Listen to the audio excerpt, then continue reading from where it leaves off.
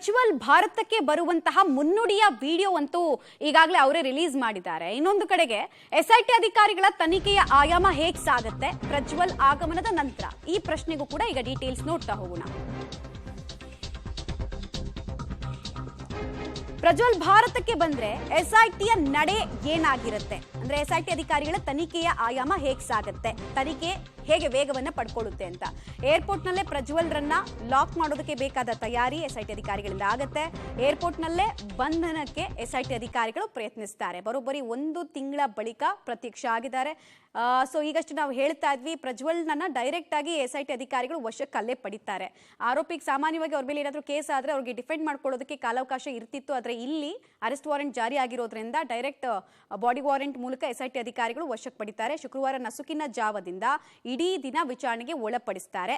ಅಂದ್ರೆ ತಮ್ಮ ಕಸ್ಟಡಿಗೆ ತಗೊಂಡ 24 ಗಂಟೆಗಳ ಒಳಗೆ ಬೇಸಿಕ್ ಕ್ವೆಶ್ಚನ್ಸ್ ಅನ್ನ ಅವರು ಮುಗಿಸ್ಕೊಳ್ತಾರೆ. ಶುಕ್ರವಾರ ಸಂಜೆ ಅಷ್ಟೊತ್ತಿಗೆ ನ್ಯಾಯಾಧೀಶರ ಮುಂದೆ ಹಾಜರುಪಡಿಸಲಾಗುತ್ತೆ.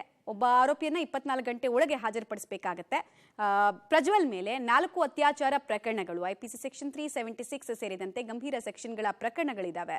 ಸಾಕಷ್ಟು ಸಂತ್ರಸ್ತಿಯರು ಸಿಆರ್ಪಿಸಿ 164 ಅಡಿಯಲ್ಲಿ ತಮ್ಮ ಹೇಳಿಕೆಯನ್ನು ದಾಖಲಿಸಿದ್ದಾರೆ. ತಮ್ಮ ಮೇಲೆ ಏನು ದೌರ್ಜನ್ಯ ಆಯಿತು ಅಥವಾ ತಮ್ಮ ಮೇಲೆ ಅತ್ಯಾಚಾರ ಆಯಿತು ಅಂತ. ಸೊ ಆ ಆಯಾಮದಲ್ಲೂ ಕೂಡ ಆ 164 ಹೇಳಿಕೆಯನ್ನು ಆಧರಿಸಿ ಐಒ ಇವರಿಗೆ ಪ್ರಶ್ನೆಯನ್ನು ಕೇಳ್ತಾರೆ.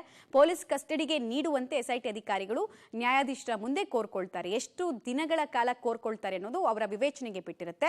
ಬಹುತೇಕ ಶುಕ್ರವಾರವೇ ಪ್ರಜ್ವಲ್ ಪೊಲೀಸ್ ಕಸ್ಟಡಿಗೆ ಒಪ್ಪಿತವಾಗುವಂತಹ ಸಾಧ್ಯತೆ ಕೂಡ ಇದೆ.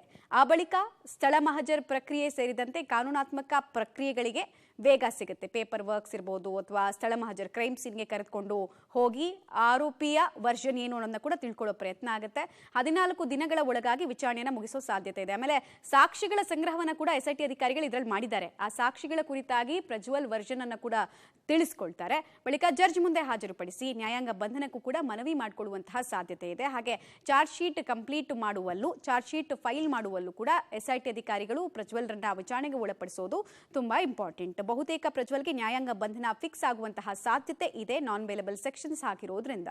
ಫಾರಿನ್ ನಲ್ಲಿ ತಲೆಮರೆಸಿಕೊಂಡಿರುವಂತಹ ಪ್ರಜ್ವಲ್ ರೇವಣ್ಣ ಇವತ್ತು ವಿಡಿಯೋವನ್ನ ರಿಲೀಸ್ ಮಾಡಿ ಅಮಾಯಕತೆಯ ಮುಖವಾಡವನ್ನ ಪ್ರದರ್ಶನ ಮಾಡಿದ್ರು ಸರಿ, ಆದ್ರೆ ಅನೇಕ ಪ್ರಶ್ನೆಗಳಿದಾವೆ ಇವರ ಅಜ್ಞಾತ ವಾಸಕ್ಕೆ ಸಂಬಂಧಪಟ್ಟಂತೆ ಹಾಗೂ ಈಗ ಏಕಾಏಕಿ ವಿಡಿಯೋ ರಿಲೀಸ್ ಮಾಡಿರೋ ವಿಚಾರಕ್ಕೆ ಸಂಬಂಧಪಟ್ಟಂತೆ. ಇಷ್ಟ ದಿನ ನೀವು ತಪ್ಪು ಮಾಡಿಲ್ಲ ಅಂದ್ರೆ ಯಾಕೆ ಯಾರ ಕಣ್ಣಿಗೂ ಕಾಣಿಸ್ಲಿಲ್ಲ, ಲೋಕಿಯಲ್ಲಿ ಯಾಕೆ ಓಡಾಡ್ತಾ ಇದ್ರಿ ಅನ್ನೋದು ಜನರ ಪ್ರಶ್ನೆ.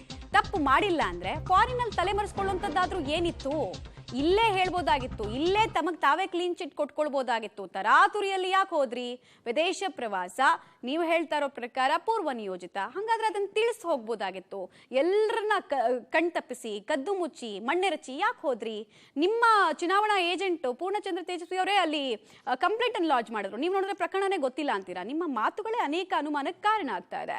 ಪೆನ್ ಡ್ರೈವ್ ಬಗ್ಗೆ ಪ್ರಜ್ವಲ್ ಇಷ್ಟು ದಿನಗಳ ಕಾಲ ಮಾತನಾಡದೆ ಇದ್ದಿದ್ದು ಯಾಕೆ, ಮೌನ ವಹಿಸಿದ್ದು ಯಾಕೆ ಅನ್ನೋದು ಪ್ರಮುಖ ಪ್ರಶ್ನೆ.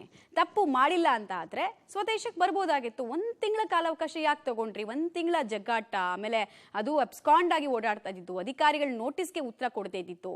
ಪ್ರಜ್ವಲ್ಗೆ ಬಂಧನದ ಭೀತಿ ಮಾತ್ರ ಆಯ್ತಾ ಅಥವಾ ಯಾರ್ದಾದ್ರೂ ಇಶಾರೆ ಅಂತ ಇದೆಲ್ಲವೂ ಕೂಡ ಆಯ್ತಾ?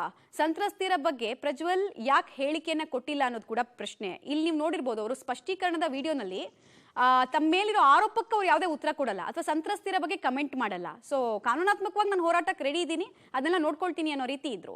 ಪೆನ್ ಡ್ರೈವ್ ಸತ್ಯವನ್ನ ಒಪ್ಪಿಕೊಂಡ್ರ ಪ್ರಜ್ವಲ್ ಪ್ರೈಮಾ ಫೇಸಿಯನ್ನ ನೋಡಿದಾಗ, ಅಂದ್ರೆ ಮೇಲ್ನೋಟಕ್ಕೆ ಇಡೀ ಪ್ರಕರಣವನ್ನ ಗಮನಿಸಿದಾಗ ಪ್ರಜ್ವಲ್ ಪಾತ್ರದ ಬಗ್ಗೆ ಅಂದಾಜು ಎಲ್ಲರೂ ಕೂಡ ಮಾಡ್ಕೊಳ್ತಾ ಇದ್ದಾರೆ. ಸೊ ಅದನ್ನ ಅವರು ಒಪ್ಕೊಂಡ್ರ? ಹಾಗಾದ್ರೆ